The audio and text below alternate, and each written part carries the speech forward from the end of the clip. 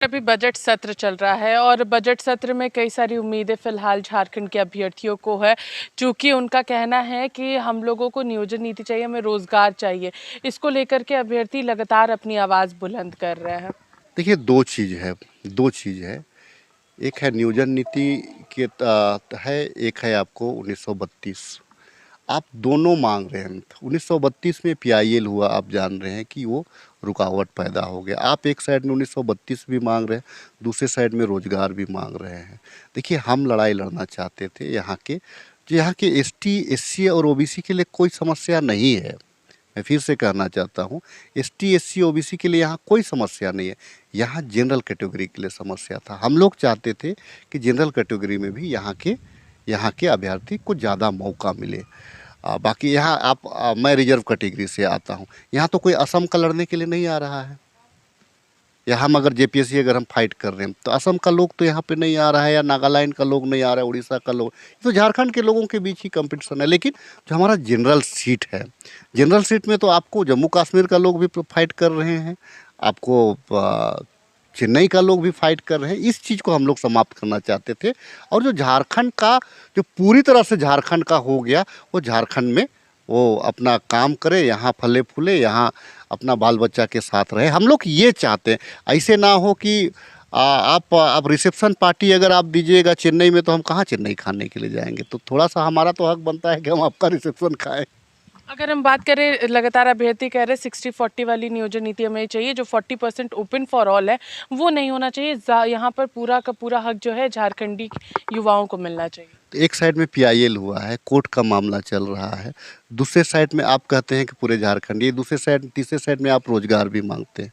हमको तो रोजगार भी देना है। मैंने कहा ना कि 60% लोगों को कोई दिक्कत नहीं है, लेकिन जो जनरल कैटेगरी के लोग थे, उनके लिए हमारी सरकार उनके लिए संघर्ष कर रही तो थी। ये 40% जो है वो झारखंड के युवाओं के लिए रहेगा या फिर बाहर राज्य के लिए रहेगा? क्योंकि ये ओपन फॉर ऑल है तो ये पूरे भारत के लिए होगा। ओपन फॉर ऑल मतलब हो गया कि ओपन फॉर ऑल कहाँ होता है, वो जनरल कैटेगरी में होता है। तो ये पूरे इंडिया के लिए हुआ ओपन फॉर ऑल, क्योंकि यहाँ पे ये ही माना जा रहा है। और जो रिजर्वेशन जो 2016 से पहले वाली नीति थी वो 50-50% की थी, लेकिन ईडब्ल्यूएस आने के बाद 10% और रिजर्व हुआ तो 60-40 का रेशियो बना। तो 40% जो है वो ओपन फॉर ऑल होता है। तो ओपन फॉर ऑल यहाँ पर क्यों किया जा रहा है, ये जानना चाह रहे हैं अभ्यर्थी। देखिए, ये ओपन फॉर ऑल इसीलिए किया जा रहा है कि देखिए, हमने डब्ल्यूएस की भी आपने बात की, तो देखिए वहाँ भी मैंने एक विधानसभा में एक सवाल उठाया था कि ये जो 10% का जो लाभ हो रहा है, क्या यहाँ के लोगों के लिए हो रहा है यहाँ, या फिर ऑल ओवर इंडिया के लिए हो रहा है। तो अगर हम झारखंड में, अगर हमको स्टेट की, अगर हम किसी को नियोजन दे रहे हैं, नौकरी दे रहे हैं, तो हमको झारखंड के लोगों के बारे 10% भी झारखंड के लोगों के लिए ही होना चाहिए। जो हमारे जो फॉरवर्ड क्लास के लोग हैं, उनके लिए 10% होना चाहिए। तो ये जो है कि आज के तारीख में निश्चित तौर से ये जो कोर्ट का मामला आ जाने के बाद में, चूँकि रोज़गार भी देना है, 2 साल कोरोना रहा, तो बाकी फिर सुखाड़ रहा, ये तमाम चीज़ करने के बाद रोज़गार देना ज़रूरी है। तो रोज़गार देना ज़रूरी है, ठीक है। हम लोग इसी लाइन पे हैं आज भी।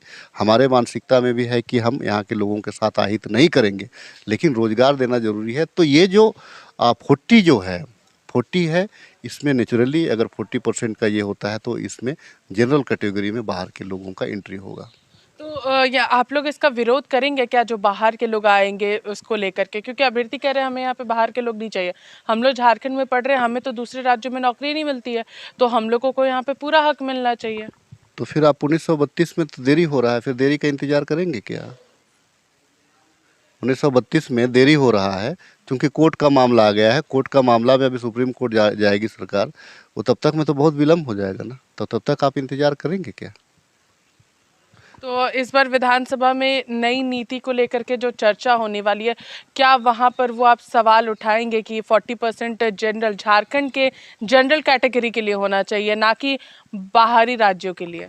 देखिए, विपक्ष का हंगामा ये रहा था, विपक्ष हंगामा कर रहा था कि 40% आप बाहर के लोगों के लिए दरवाज़ा खोल रहे हैं। तो हमारा कहना है, अभी चलती सत्र है, अभी चलती सत्र है, अभी इसमें चलती सत्र में पहले पहले इसको थोड़ा सा इंतज़ार करिए। अभी अभी तो सत्र चल रहा है। अंतिम में तो माननीय मुख्यमंत्री जी इसकी घोषणा करेंगे। तो नई नियोजन नीति को लेकर के कई सारे सवाल यहाँ पर हैं और साफ साफ यहाँ पर राजेश कश्यप ने बताया कि किस तरीके से नई नियोजन नीति आएगी।